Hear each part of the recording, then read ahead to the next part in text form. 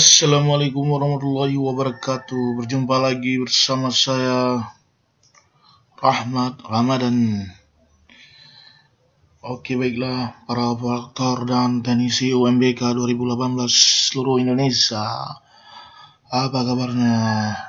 Baik-baik saja. Kali ini kita akan mengupload peserta UNBK di web UMBK melalui file DZ.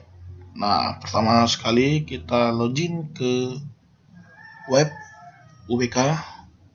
Nah, ini. Kemudian kita masuk ke biodata sekolah. Kemudian di sini ada keterangan ambil dari BioUN. Nah, di sini belum ada pesertanya. Nah, berhubung file BioUN-nya belum di-download. Nah, di sini file BioUN-nya saya menjelaskan sedikit. File BioUN-nya kita dapatkan dari operator di kabupaten atau dinas, atau yang di provinsi tunjuk di kabupaten.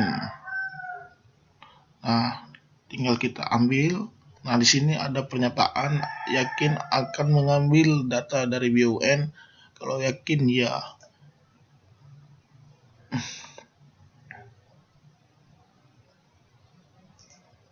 Nah, di sini karena belum di-generate berarti belum bisa, karena belum di-generate oleh operator dinas.